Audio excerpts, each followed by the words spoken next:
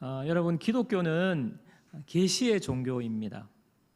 하나님이 인간의 언어를 통해서 말씀을 주셔서 그 말씀을 보면 하나님이 누구신지, 또 우리 인간은 어디서 와서 어디로 가는지, 또 인간의 지금 상태가 왜 이런지, 우리의 삶은 왜 이런지, 또 어떻게 그러면 우리가 구원받을 수 있는지를 하나님께서 말씀을 통해서 계시해 주셨어요.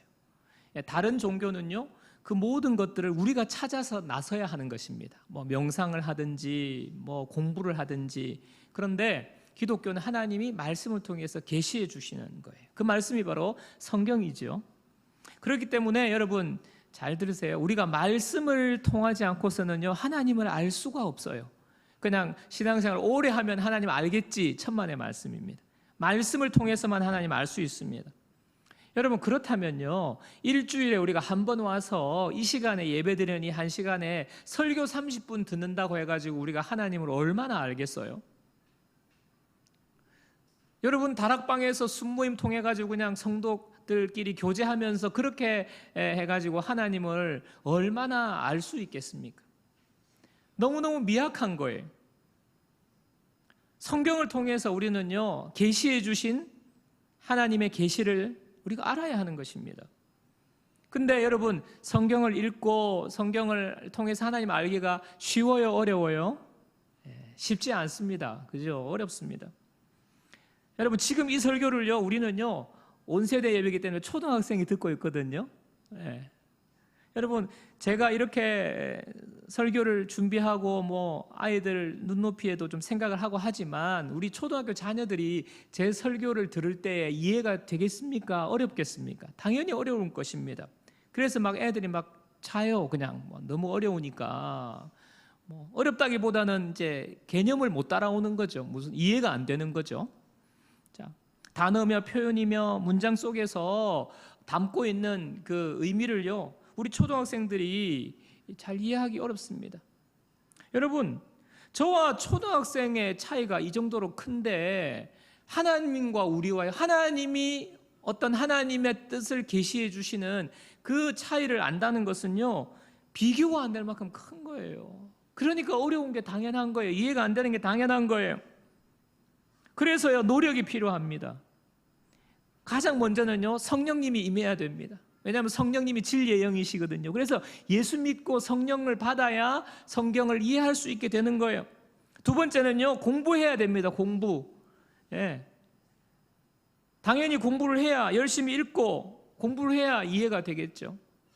하나님의 차이를 우리가 생각할 때 세 번째는요, 마음을 열어야 되는 거예요. 나는 아예 말씀은 안 들을 거야. 귀는 열려 있는데 마음이 닫혀 있는 사람은요, 하나님을 아는 것이 시작부터가 안 되는 거예요. 자, 제가 왜 서두에 이런 이야기를 하느냐? 바로 이겁니다. 신앙생활, 그리스도인의 신앙생활은요, 말씀 생활이라는 거예요. 그 말씀 생활이라는 것을 제가 강조하기 위해서 지금 이렇게 말하는 것입니다. 여러분, 말씀 생활이 뭡니까? 말씀 생활은요, 쉽게 말하면 구체적으로 하나님의 약속을 붙잡고 사는 삶이에요. 말씀과 더불어 사는 거예요. 약속을 붙잡고 사는 겁니다. 저는요, 오늘 말씀을 통해서 하나님의 약속을 붙잡고 사는 사람에게 어떤 변화와 어떠한 일이 일어나는지를 한 두 가지 정도로 살펴보기를 원합니다. 자, 첫 번째는요, 약속을 붙잡고 사는 자는요, 참된 예배자가 됩니다. 오늘 읽은 본문은요, 솔로몬이 성전 완공을 마치고 제사한 뒤에 기도드리는 장면이거든요. 기도를 다음과 같이 시작해요. 열왕기상 8장 22절 23절 보겠습니다. 이르되 이스라엘의 하나님 여호와여, 위로 하늘과 아래로 땅에 주와 같은 신이 없나이다. 주께서는 온 마음으로 주의 앞에서 행하는 종들에게 언약을 지키시고 은혜를 베푸시나이다. 주께서 주의 종 내 아버지 다윗에게 하신 말씀을 지키사 주의 입으로 말씀하신 것을 손으로 이루심이 오늘과 같으니이다. 여러분, 이 두 구절 기도의 시작을 자세히 보면요, 이 기도인데요, 기도가 간구가 아니라 찬양으로 시작합니다. 주와 같은 신이 없습니다. 은혜를 베푸시나이다. 오늘과 같으나이다. 하나님을 높여드리는 찬양이에요, 찬양. 여러분, 우리가 기도할 때 이것 주십시오, 저거 해 주십시오, 우리가 이렇게 간구하는데요, 솔로몬은요 간구가 아니라 하나님을 높입니다. 이렇게 기도를 찬양으로 시작할 수 있는 이유가 무엇입니까? 지금 주와 같은 신이 없습니다, 은혜를 베푸셨습니다, 오늘과 같습니다, 이렇게 찬양하는 이유가 있어요. 그 이유는요, 자신이 지금이 있기까지 이스라엘의 왕이 되고 성전을 건축해서 이렇게 하나님 앞에 봉헌하기까지 모든 일이 가만히 보니까 하나님이 다 약속해 주신 것을 하나님이 이루신 것이라는 거예요. 하나님의 약속을 하나님이 이루셨다. 그걸 지금 자기가 왕이 된 것, 성전 건축한 것 다 그렇게 지금 약속이 이루어진 것을 알게 된 것입니다. 그러니까요, 그거 찬양하는 거예요. 그거. 여러분, 저와 여러분들이 매 주일마다 이렇게 와서 예배드리는 이유가 뭡니까? 왜 예배 오세요? 이 주일날이 좋은 날에? 저는 모태신앙이어서 어릴 때부터 제가 기억이 한 7살 이때부터가 있는데, 그때 보니까 주일마다 교회를 가더라고요. 주일학교 예배에 저는 갔습니다. 모태신앙이니까 어머니가 보냈겠죠. 제가 초등학교 때 주일에 그 당시에는 스마트폰도 없고 아무것도 없어요. 유일하게 TV, 흑백 TV, TV가 있는데 월화수목금토까지 학교로 가고 주일날 아침에 꼭 그때가 어린이가 좋아하는 만화를 해요. 주일 아침에 그 시간에 딱 예배 가기 전에 8시. 주일 아침에 너무 재미있는 만화를 TV에서 하는 거예요. 예배 시간은 다가오는데 만화가 끝이 안 나요. 눈이 빡 빠져가지고 지금 그 TV에 만화에 빠져 있는데 너무 재미있는 거예요. 발걸음이 떨어질 리가 있습니까? 근데 어머니가 얘야, 예배 시간 다 돼서 빨리 가, 빨리 교회 가야지, 이렇게 말을 하는데 귀에 안 들리는 거예요. TV에 눈이 안 떨어지는 거예요. 근데 갑자기 어머니께서 소리를 치시면서 손에 배드민턴 라켓을 들고 저에게 나타나셨어요. 제가 그냥 그 길로 그냥 집 밖을 나서서 교회로 갔습니다. 그때 그 일 이후로요, 주일만 되면 저는 그냥 교회 가야 되겠구나, 교회를 안 가면 나에게는 응징이 기다리고 있구나. 제가 지금도 배드민턴을 하든가 배드민턴을 볼 때 그 생각이 그냥 너무 선명해요. 여러분 중에 혹시 주일 예배 빠지면 몽둥이 맞을까봐 지금 이 자리에 앉아 계시는 분 혹시 계십니까? 하나님이 몽둥이로 나를 두들겨 패실까봐 두려워서. 여러분, 예배는요 두려움으로 나오는 게 아니에요. 예배는 뭡니까? 예배는요 아무나 드릴 수 없어요. 예배는 특권이에요. 특권. 믿지 않는 사람은 예배할 수 없어요. 예배는요 나를 구원해 주신 하나님께 내가 반응하는 거예요. 구원해 주셔서 감사합니다. 마땅한 반응이 예배예요. 여러분, 인간이 하나님을 떠나서 죄를 지었습니다. 사망과 멸망의 인생이 되어버렸어요. 힘들고 고달픈 인생을 사는 것이 우리 인생인데, 그냥 죽고 나면 또 영원한 심판이 기다리고 있는 우리의 운명인데요, 이런 인생을 구원하시려고 하나님께서 친히 인간의 몸을 입고 이 땅에 내려오셨어요. 그분이 바로 예수님이십니다. 예수님이요 십자가에 못 박혀 죽으셨어요. 우리의 죄를 대신 지시고 모든 내가 받아야 할 저주와 죄값을 예수님이 대신 다 십자가에서 지시고 죽으셨어요. 여러분, 그 십자가는요 나를 위한 거예요. 나를 위한 거. 2000년 전에 이스라엘 땅에서 십자가에 매달린 예수는 나의 죄값을 대신해서 죽으신 겁니다. 이 예수님을 내가 믿게 됨으로 말미암아 나는 구원받는 거예요. 모든 죄가 용서받는 거예요. 새로운 생명을 얻는 거예요. 영원한 천국에 들어갈 수 있는 것입니다. 여러분, 이것이 복음이잖아요. 복음. 근데 이 복음은요 영원한 하나님의 약속이잖아요. 하나님의 약속. 예수님의 십자가, 그것을 믿으면 너는 구원받을 거야. 하나님의 영원한 약속이에요. 이 약속이 나에게 이루어진 것입니다. 여러분, 우리는요 하나님의 저주 아래에서 그냥 이 땅에 그냥 잠깐 조금 쉬는 것, 조금 맛있는 거 먹는 것, 여러분 그 낙으로 살다가 그것도 그게 무슨 낙입니까? 영원한 멸망과 저주, 하나님의 심판 앞에서 우리는 멸망받을 수밖에 없는 우리를요, 그냥 하나님이 구원해 주셨어요. 이것이 얼마나 놀라운 일입니까? 하나님의 자녀가 된 것이, 내 죄가 사함받고 나는 영원한 영벌에 처하지 않고 영원한 천국에 간다. 이것이 얼마나 놀라운 축복입니까? 이게 보통 일입니까? 근데 여러분, 아무 감흥이 없어요. 이 복음을 내가 받고 복음의 약속이 나에게 이루어졌는데 아무 감흥이 없습니까? 그러면 우리는 두 가지 중에 하나예요.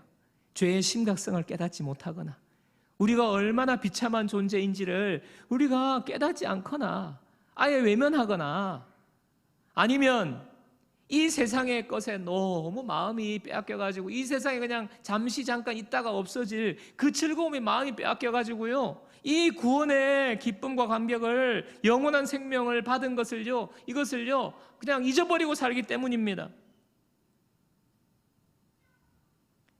사랑하는 여러분, 날마다 내가 받은 구원, 우리가 묵상하면서 하나님의 구원이 얼마나 놀라운 일인지 우리 마음에 그 기쁨과 감격이 회복되기를 축복합니다. 하나님의 그 구원의 약속이요, 나에게 이루어졌어요. 그런데 하나님의 약속이요, 그때부터 나에게 엄청난 약속들이 이제 우리에게 부어지는 거예요, 여러분. 구원만 이루어진 약속이 있는 것이 아니라 하나님의 약속은요, 성경에 곳곳에 있어요. 여러분, 하나님께서 어떤 약속을 또 우리에게 주셨습니까? 내가 너의 목자가 되어 주겠다. 그런 약속을 하나님이 주셨어요. 너를 인도해 주겠다. 푸른 초장 실마다 물가로 인도해 주겠다. 또 사망의 음침한 골짜기로 다닐지라도 너를 지켜주겠다. 주의 지팡이와 막대기가 나를 안위해 주신다는 목자의 약속을 우리에게 하나님이 주셨어요. 여러분, 그래서 우리는요, 지금 하나님의 자녀로 구원받은 이후부터 하나님의 인도와 보호하시는 아래에 있습니다. 그걸 아셔야 돼요. 지금 힘들고 너무 어렵습니까? 그야말로 사망의 음침한 골짜기를 여러분들이 지금 걸어가고 있습니까? 그런데 잘 보세요. 그 가운데에서도 여러분 가운데 하나님이 주시는 평안이 있어요. 평안이. 너무 힘들어 죽겠는데, 너무 그냥 막 마음이 무겁고 힘들어 죽겠는데 하나님의 이 평안을 주신다고요. 그 마음속에. 또 우리 마음속에 무슨 생각이 납니까? 지금은 이렇게 어렵지만 하나님이 모든 것을 합력하여 선을 이루시겠다고 약속하셨잖아요. 그러면 그 약속의 말씀이 우리 마음속에서 소망이 되는 거예요. 소망이. 지금은 어렵지만 하나님은 반드시 선을 이루실 거야. 다시 힘을 내고 살아가는 하나님의 인도하심 아닙니까? 하나님의 보호하심 아닙니까? 여러분, 하나님의 약속은요, 지금도 무수한 약속들이 우리 삶에서 이루어지고 있는 거예요. 여러분, 하나님을 전심으로 찬양하기 원합니까? 감격하며 예배하기 원합니까? 아니, 그냥 나 처음 예수 믿었을 때 그때는 감격했는데 이제는 그냥 식어버렸어. 여러분, 근데 그거 다시 회복하셔야 돼요. 어떻게 우리가 기쁨으로 찬양하고 감격을 가지고 예배할 수 있습니까? 하나님이 어떻게 우리에게 약속하셨으며 하나님이 그 약속을 어떻게 이루셨는지를 묵상해 보시기 바랍니다. 하나님이 나를 구원해 주신 것을 묵상해 보시기 바랍니다. 오늘 밤요, 내가 하나님 이 세상을 떠난다고 할지라도 여러분, 하나님은 우리는요, 영원한 하나님의 나라로 이끌어 주실 거예요. 나 같은 사람이 어떻게 그럴 수가 있습니까? 지금 여러분 자신의 삶을 여러분 잘 아시잖아요. 오늘 밤에 우리가 하나님 앞에 섰을 때 예수 그리스도의 그 십자가의 보혈의 은혜로 나는 하나님 앞에 의롭다함을 받게 될 것입니다. 이것만으로도 얼마나 감격이 되는지요. 묵상해 보셔야 돼요. 하나님이 한 주간 동안 어떻게 인도해 주셨는지를 생각해 보셔야 돼요. 여러분, 당연한 것이 없습니다. 당연한 것이 어디 있어요? 뉴스에 나오는 그 사건의 주인공이 우리가 될 수 있다고요. 당연한 것은 없어요. 하나님이 지켜주셨고 보호해 주셨기 때문입니다. 세상 사람들은 그냥 우연이지 팔자지 생각하지만 그렇지 않아요. 하나님이 인도해 주시는 거예요. 약속대로 지켜주신 거예요. 이 약속을 생각하며 묵상하며 하나님의 약속을 이루어 주심을 우리가 약속을 붙잡고 사는 사람들에게는요, 기쁨과 감격으로 예배할 수 있는 거예요. 어떤 분은요, 나에게 왜 하나님이 인도 안 해주시나, 하나님은 왜 나에게 관심이 없으시고 약속대로 이루어 주시지 않는 것 같아요. 하나님은 뭐 약속을 안 이루어 주시던데요, 이렇게 말씀하시는 분들은요, 자신을 한번 돌아보세요. 자, 우리가 앞에 읽었던 23절 중반에 보면요, 주께서는 온 마음으로 주의 앞에서 행하는 종들에게 언약을 지키시고 은혜를 베푸시나이다. 하나님 약속을 누구에게 지키신다고요? 약속을 지키시고 은혜를 베푸시는 것은요, 온 마음으로 주의 앞에서 행하는 종들에게 하는 거예요. 그냥 종이 아니에요. 온 마음으로 주의 앞에서 행하는 종들에게. 여러분, 재벌 회장이 아들이 하나 있는데, 아들이 지금 청소년인데 아들에게 이런 이야기를 했습니다. 내가 모든 경영권과 이제 앞으로 이 회사를 너에게 상속해 줄게 약속을 했어요. 아들아, 너가 앞으로 이제 지금은 청소년이지만 앞으로 학교에 잘 학업을 마치고 또 유학도 갔다 오고 경영 수업도 잘 마치면 너가 이제 이 기업을 받게 될 거다. 아버지가 약속을 해주셨어요. 그런데 이 아들이요, 학업도 소홀하고 재벌집 아들이니까 그냥 막 흥청망청 막 돈을 쓰고 뭐 쾌락에 빠져가지고 뭐 먹고 마시고 놀고 그냥 막 스포츠카 뽑아가지고 돌아다니고 경영 수업도 안 받고 그냥 개망나니처럼 가지고 있는 돈 다 써버리고 이렇게 허랑방탕하게 보냈습니다. 결국에 이 아들은 아버지의 약속된 기업을 받지 못했어요.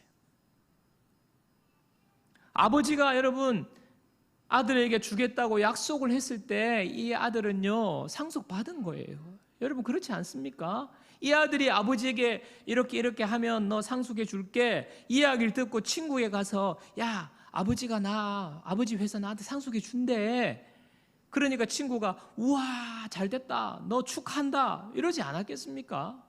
여러분, 아버지의 약속, 아버지의 기업은요, 내 거가 된 거예요. 약속해 주시는 순간. 그런데 왜 이 약속이 이루어지지 않습니까? 왜 그 기업을 못 받습니까? 아버지가 약속을 어긴 것입니까? 아들이 약속을 어긴 거예요. 아들이. 여러분, 온 마음으로 주의 앞에서 행하는 종들에게 하나님은 언약을 지키시는 거예요. 여러분, 우리가 구원받는 것은요, 하나님의 일방적인 은혜로 하나님이 일방적으로 우리를 택해 주셔서 구원을 주시지만 하나님이 약속하신 축복들, 하나님의 약속의 축복들은요, 순종을 통해서 이루어진다는 걸 아셔야 돼요. 여러분이 지금 순종하지 않으면요, 얼마나 많은 하나님의 약속을 놓치고 있는지 그거 아셔야 돼요. 지금 순종하지 않고 그냥 세상의 것이 좋아가지고 세상에서 먹고 놀고 마시고, 그것보다 하나님이 예배하는 축복이 큰데 그거 겨우 그냥 먹고 마시는 거, 그것 때문에 순종하지 않는다면요, 그거 어리석은 거예요. 하나님이 예배하신 약속을 우리가 받지 못하는, 그 기업을 상속받지 못한다는 것 아닙니까? 여러분, 축복은요, 하나님의 약속은요, 온 마음으로 순종하는 사람들 통해 이루어집니다. 약속을 붙잡고 순종함으로 살아갈 때에 하나님의 약속이 이루어지는 것을 여러분 우리 모두가 다 경험하게 되기를 축복합니다. 그래서 하나님이 약속을 이루어 주셨다고 예배 때마다 우리가 모일 때마다 하나님께 찬양할 수 있고 하나님 앞에 기쁨으로 예배할 수 있는 그런 예배가 저와 여러분들의 예배가 되기를 축복합니다. 그렇게 돼야 되는 거예요. 자, 두 번째는요, 약속을 붙잡고 사는 자는 기도로 문제를 돌파하는 사람이 되는 거예요. 약속을 붙잡고 사는 사람은요, 기도로 문제를 돌파하는 사람이 됩니다. 열왕기상 8장 25절 26절 보십시오. 우리 한번 다 같이 읽어볼까요?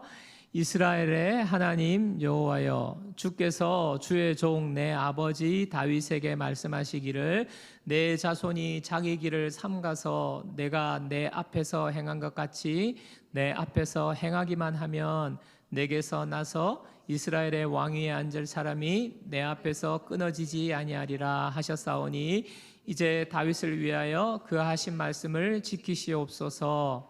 그런즉 이스라엘의 하나님이여 원하건대 주는 주의 종 내 아버지 다윗에게 하신 말씀이 확실하게 하옵소서. 자, 기도가 계속 이어지고 있는데요. 25절 방금 읽은 25절 26절의 끝부분에 인상 깊은 부분이 나와요. 보면 이제 다윗을 위하여 그 하신 말씀을 지키시옵소서. 지키시옵소서. 다윗에게 하신 말씀이 확실하게 하옵소서. 지키시옵소서. 확실하게 하옵소서. 꼭 지키세요. 확실히 하세요. 약간 이런 거 아닙니까? 강한 어필하는 뉘앙스 아닙니까? 그죠? 제가 제 자녀들에게 약속을 할 때가 있어요. 뭐 이렇게 하면 이렇게 해줄게, 또 언제 이렇게 할게 약속을 하는데 아빠가 이거 해줄게 그렇게 약속을 하고 깜빡 잊을 때가 있어요. 깜빡 잊어버리거나 바빠가지고 그냥 모르고 이렇게 넘어갈 때가 있는데, 그때가 되면요 그 시간이 다가오고 그 일이 있으면요 어김없이 아이들이 저한테 항변합니다. 아빠 약속한 거 잊었어요? 그렇게 약속했잖아요. 확실히 하세요. 그렇게 하는 거예요, 자녀들이.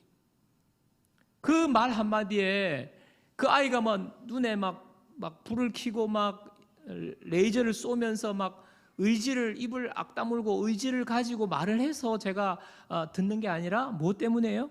내가 한 약속 때문에. 약속이죠. 아이는요 웃으면서 말해도 약속 때문에 할 수밖에 없어요. 아빠가 한 약속이 있으니까 확신을 가지고 요구하는 것 아닙니까? 계속되는 솔로몬의 기도도 보겠습니다. 한번 보십시오. 열왕기상 8장 29절 30절인데요. 주께서 전에 말씀하시기를 내 이름이 거기 있으리라 하신 곳 이 성전을 향하여 주의 눈이 주야로 보시오며 주의 종이 이곳을 향하여 비는 기도를 들으시옵소서. 주의 종과 주의 백성 이스라엘이 이곳을 향하여 기도할 때에 주는 그 간구함을 들으시되 주께서 계신 곳 하늘에서 들으시사 사하여 주옵소서. 지금 이제 솔로몬이 계속해서 하는 특별한 기도가 뭐냐 하면 백성들이요 이 성전을 향해서 기도할 때 들어달라는 기도를 하는데, 이 기도도 근거를 가지고 지금 기도하는 것을 알 수 있습니다. 왜 이 성전을 향하여서 기도할 때 하나님 들어주셔야 합니다? 왜 그럽니까? 이 주께서 전에 이런 말씀을 하셨다는 거예요. 주께서 전에 말씀하시기를 약속하셨다는 거예요. 하나님이 약속을 주셨다는 거예요. 뭡니까? 이 성전을 향하여서 내 이름이 거기 있으리라 하신 곳 이 성전을 향하여 주의 눈이 주야로 보신대요. 내가 이 성전에 내 이름을 둘 거야. 내가 이 성전을 향하여서 밤낮 쉬지 않고 내가 살펴볼 거야. 이 약속을 하나님이 전에 말씀하셨다는 거예요. 약속하셨다는 거예요. 그러니까 이 성전을 향하여서 기도할 때 들어달라는 것입니다. 여러분, 사실 하나님은 성전에만 계시는 분이 아니죠. 하나님은 성전 안에 갇혀 계신 분이 아닙니다. 성전에만 하나님의 이름이 있는 것이 아닙니다. 성전만 바라보고 계시고 다른 곳은 보지 못하시는 분이 우리 하나님이 아니세요. 여러분, 그런데 이 말은 무슨 말입니까? 내가 성전에 이름을 두겠다, 성전을 향하여 주야로 내가 눈이 주야로 보겠다, 이 말은 무슨 말입니까? 하나님의 특별한 약속을 말하는 거예요. 하나님 특별한 말씀. 하나님이 내가 너희를 만나겠지만 특별히 성전에서 너를 만나 줄게. 내가 불꽃 같은 눈으로 너희들을 보살펴 줄게. 이거예요. 성전을 향하여서 하나님의 의지, 하나님의 관심, 하나님이 보호해 주시고 날마다 지켜보시고 내가 너를 만날 거야. 거기서 내 이름이 거기 있으니까 거기서 만날 거야. 이게 하나님의 특별한 약속이. 그러니까 이 약속을 붙잡고 지금 솔로몬이 하나님 그렇게 만나겠다고 하셨으니까, 주야로 살펴보겠다고 하셨으니까 우리도 그 성전을 바라보면서 기도할 때 들어달라는 거예요. 여러분, 그런데 예수님 시대에는요, 이 성전이 형식만 남아버렸잖아요. 그 안에서 제사 지낸다고 그 안에서 비둘기 팔고 환전하고 이런 막 형식적인 예배 형식으로 성전이 바뀌어 버렸잖아요. 그래서 예수님이 성전에 가셔가지고 그냥 채찍으로 그냥 그 상을 내리치시고 상을 뒤집어 엎으시고 장사하는 거, 물건 깔려 있는 테이블을 다 뒤집어 엎으신 것 아닙니까? 그러면서 예수님이 성전 헐라고 하세요. 요한복음 2장 19절 보세요. 예수께서 대답하여 이르시되 너희가 이 성전을 헐라 내가 사흘 동안에 일으키리라. 성전이 하나님을 만나고 하나님께서 약속하신 그 놀라운 하나님의 돌보심을 경험하는 그 장소가 아니라 형식만 남아버리니까 성전 헐어버리라는 거예요. 그러면서 진짜 성전에 대해서 주님이 알려주시죠. 요한복음 2장 21절 보세요. 그러나 예수는 성전된 자기 육체를 가리켜 말씀하신 것이다. 다시 성전을 말씀해 주시는 거예요. 뭡니까? 예수 그리스도. 예수 그리스도가 성전 되시는 거예요. 근데 더 놀라운 것은요, 이 성전 되신 예수님이 우리 속에 오셨잖아요. 우리 속에. 자, 고린도전서 3장 16절입니다. 자, 다 같이 읽어요. 시작. 너희는 너희가 하나님의 성전인 것과 하나님의 성령이 너희 안에 계시는 것을 알지 못하느냐. 여러분의 지금 몸을 한번 두들겨 보세요. 여러분, 이 몸이요, 하나님의 성전이에요. 예수의 영이 그곳에 계십니다.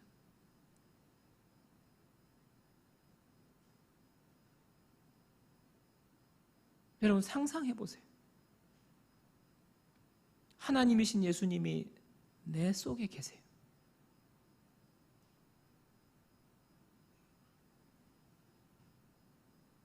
몸에 안 좋은 것,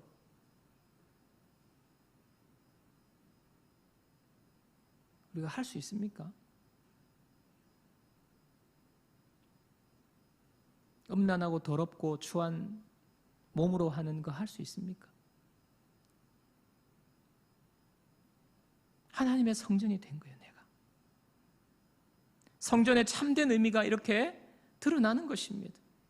여러분, 이런 의미에서 우리가 하나님의 약속은요, 성전에 이름을 두시고 성전의 주야로 우리를 살피신다는 것, 하나님의 눈이, 그러면 그 성전이 어디로, 내 속에 왔으니까 하나님이 지금 나를 그렇게 보시는 것입니다. 하나님이 내 속에서 하나님 나를 만나기 원하시는 거예요. 하나님이 나를 주야로 살펴보고 계시는 것입니다. 여러분, 세상 사람들은 기도할 때 지성이면 감천이라고, 여러분 어디 절이나 이런데 관광지에 가보면요, 얼마나 집중해서 그렇게 하는지 몰라요. 막 어수선한데도 불구하고, 관광지에 사람들이 많이 다니는데도 불구하고 얼마나 집중해서 합니까? 야, 그 사람들 집중하는 거 우리가 좀 배워야 돼. 예배 드릴 때 그 집중하는 것. 그 뭡니까? 지성이면 감천이라는 것 아니에요? 지성을 드리고 정성을 드려야면 응답해 주신다. 그래서 어디 효험이 좋고 영빨이 센 신한테는 그냥 어떤 사람들은 이 신한테 가면 이렇게 조아리고 저 신한테 가면 저렇게 조아리고 막 이렇게 온 모든 신을 경배하는 사람들이 많잖아요. 그래가지고 어디 효험이 있다 그러면 그거 가고, 또 여기는 별로 효험이 없더라, 안 들어주더라 그러면 또 갈아타고 막 이렇게 하지 않습니까? 여러분, 우리의 기도는요, 그런 기도가 아니에요. 여러분, 그렇게 기도가 되면 잘 들으면 기도 좀 하다가 응답이 없으면 그냥 갈아타는 것처럼 하나님 기도 안 하는 거 아닙니까? 그죠? 우리가 믿는 하나님은요, 그런 하나님이 아니에요. 여러분, 우리가 기도하는 것이 너무 힘들고 기도해도 할 말이 별로 없고 5분을 넘기기가 힘들고 기도가 내 삶에 아무런 역할도 하지 못하고 기도로 삶을 돌파해 나가야 되는데 이렇게 되지 못하는 이유는요, 하나님의 약속을 알지 못하기 때문. 하나님이 나에게 주신 약속, 내 속에 성전을 삼으셔서 그 이름을 거기에 두시고 주야로 그 눈이 나를 보신다는 이 약속을 알지 못하기 때문에. 요한복음 15장 7절 보세요. 너희가 내 안에 거하고 내 말이 너희 안에 거하면 무엇이든지 원하는 대로 구하라. 그리하면 이루리라. 우리는요, 이 말씀의 뒷부분만 가지고 하나님을 생각합니다. 판단합니다. 무엇이든지 원하는 대로 구하라. 그리하면 이루리라.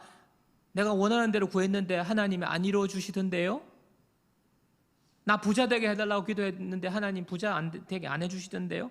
이렇게만 생각하는 거예요. 근데 뭐예요? 앞부분을 빼버리면 안 됩니다. 너희가 내 안에 거하고 내 말이 너희 안에 거하면, 너희가 내 안에 거하고 내 말이 너희 안에 거하면, 내 속에 와 계신 성전 삼으신 이 하나님과 함께 만나야 된다는 것 아닙니까? 너희가 내 안에. 주님은 나에게 오셨어요. 그럼 나는 주님 안에 거해야 되는 거예요. 말이 너희 안에 가면 약속을 붙잡으라는 것 아닙니까? 여러분요, 우리의 기도는요, 이 성전을 향하여서 주야로 바라보시는 하나님의 눈과 나의 시선이 마주치는 거예요. 여러분들, 기도는요, 하나님의 시선과 나의 시선이 만나는 거예요. 골방에 들어가서 하나님 힘들어요, 뭐 해주세요. 그냥 내 요구사항만 다다다다다다 하고 끝. 이거는요, 어디 민원 창구에 가서 접수하는 거죠. 우리의 기도는 하나님의 눈을 마주치는 거예요. 여러분, 힘든 일이 있을 때, 제가 힘든 일을 겪었을 때 제 아내와 눈이 마주쳤어요. 아내도 울고 나도 울고.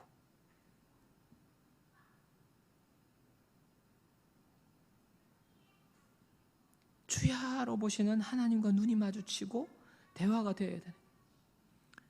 우리가 이게 안 되니까요, 일방적으로 이야기만 하니까 하나님 부자 되게 해주세요, 뭐 장가 가게 해주세요, 끝. 1분도 안 걸려요. 여러분, 그거는 기도가 아니에요.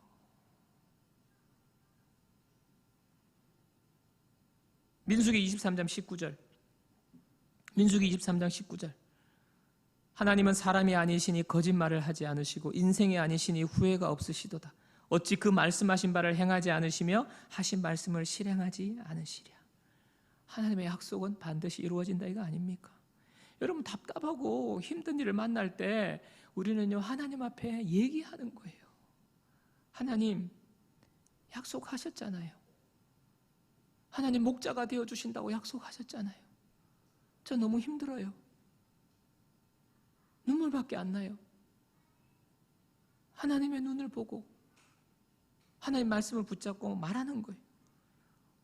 억울한 일을 만날 때 하나님 다 보고 계신다면서요. 주야로 살펴보시고 계신다면서요. 또 좋은 일이 생깁니까?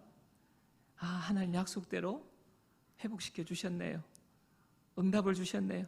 그리고 하나님 찬양하는 거 아닙니까?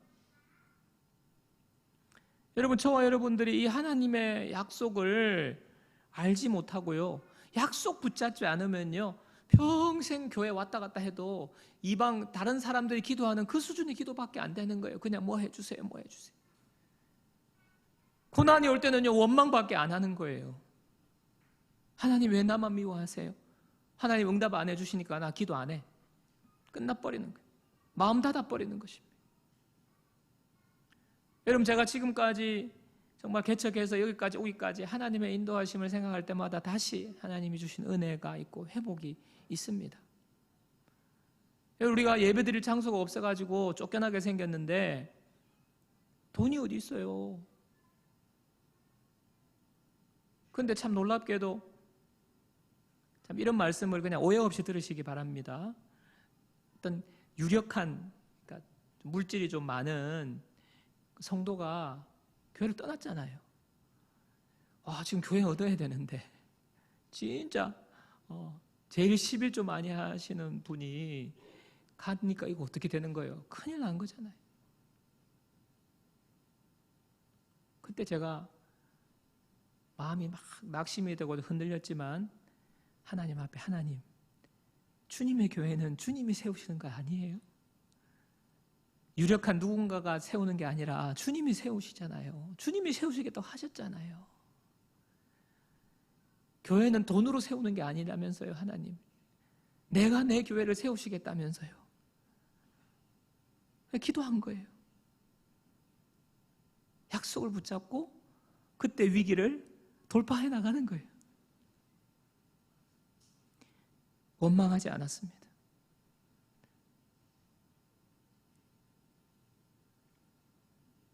아빠가 한 약속, 원망하면서 포기하지 않잖아요. 아빠가 약속했잖아요. 지키세요. 확실히 하세요. 빅토르 위고의 소설 레미제라블이라고 여러분 제목을 들어보신 분 계실 거고 읽어보신 분 계실 텐데요. 주인공이 장발장 아닙니까? 장발장이 빵 한 조각 훔친 것 때문에 19년을 감옥에 복역을 하고 출소를 해요. 나오니까 갈 데가 없는 거예요. 전과자가 되니까. 근데 성당에 가게 되고 성당에서 며칠 지내게 됩니다. 도움을 받습니다. 근데 성당에서 지내다가 성당에 있는 은촛대가 장발장의 눈에 들어온 거예요. 유혹을 이기지 못하고 장발장이 그 은촛대를 훔쳐서 가게 됩니다. 도망가게 되는 거죠. 근데 얼마 못 가서 경찰에 잡혀서 그는 성당으로 다시 끌려옵니다. 경찰이 신부님에게 묻습니다. 신부님, 이 남자가 이 성당의 은촛대를 가지고 있는 것이 수상해서 이렇게 잡아왔습니다. 체포했습니다. 자기 말로는 신부님이 선물로 주셨다는데 도무지 이런 말도 안 되는 거짓말이 어디 있습니까? 경찰이 묻는 거예요. 그러니까 신부님은요, 전혀 당황하지 않고 이렇게 말합니다. 맞습니다. 그 은촛대는 제가 그에게 선물한 것입니다. 그런데 왜 촛대만 가지고 갔습니까? 내가 은쟁반도 같이 드렸을 텐데 당신은 이 늙은 노인의 이 선물을 다 받지도 않고 이렇게 미안해할 줄 아는 너무나 착한 사람이시네요. 그러면서 은쟁반까지 준 거예요. 아무렇지도 않게 은쟁반까지 내주시는 모습을 경찰이 보고는요, 그냥 머쓱해가지고 경찰이 떠납니다. 경찰이 사라지자 이 장발장은 신부님 앞에 무릎을 꿇고 대성통곡하는 거예요. 여러분, 이 사건 이후로 장발장의 완전 삶이 바뀝니다. 여러분, 제가 설교 준비하면서 이 이야기가 그냥 불쑥 떠올랐어요. 그냥 불쑥 떠올랐어요. 왠가 보니까 약속하시는 하나님이 어떤 분이신지를 하나님이 이 예화를 통해서 좀 이렇게 느끼게 하라고 하나님께서 생각해 주신 이야기예요. 여러분, 은촛대를 호의를 베풀었는데 은촛대를 훔쳐갔어요. 얼마나 이 배은망덕합니까? 이 은촛대를 훔쳐간 장발장에게 은쟁반을 주시면서까지 용서해 준 이 신부님의 사랑과 용서는 정말 대단한 거예요. 그런데 죽어 마땅한 죄인인 우리를 위하여서요, 하나밖에 없는 독생자이신 예수 그리스도를 십자가에 죽기까지 내어주실 뿐만 아니라 하나님의 많은 약속들을 우리에게 부어주시는 그 하나님의 사랑과는요, 비교가 안 되는 거예요. 비교가 안 되는 거예요. 하나님이 지금 우리에게 이름을 두시고 주야로 우리를 바라보시는 그 약속, 놀라운 약속, 그게 바로 우리잖아요. 성전이잖아요. 여러분, 우리 약속을 붙잡는 저와 여러분들 되기를 축복합니다. 이 약속 붙잡으셔야 돼요. 약속을 붙잡으셔야 돼요. 말씀의 약속을 붙잡고 기도로 우리의 삶의 문제들을 돌파해 나가는 거예요.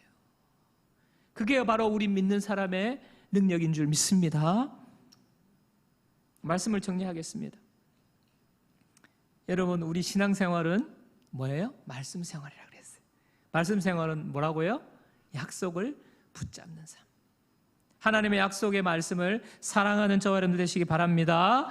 말씀을 알기를 힘쓰셔야 돼요. 그냥 건성건성 이렇게 하시면 안 돼요. 그게 얼마나 손해인 줄 아셔야 돼요. 약속의 말씀을 붙잡으십시오. 순종함으로 말미암아 약속이 이루어짐을 경험하고 예배 가운데 그것이 나의 고백이 되고 찬양이 되고 간증이 되는 그러한 저와 여러분 되기를 축복합니다. 또한 약속을 붙잡는 기도가 있잖아요. 약속을 붙잡는 기도. 하나님 이렇게 약속하셨잖아요. 그 기도를 붙잡고 저와 여러분의 지금의 어려움을 돌파해 나가는 귀한 약속의 자녀들, 축복의 자녀들 되시기를 주님의 이름으로 축복합니다.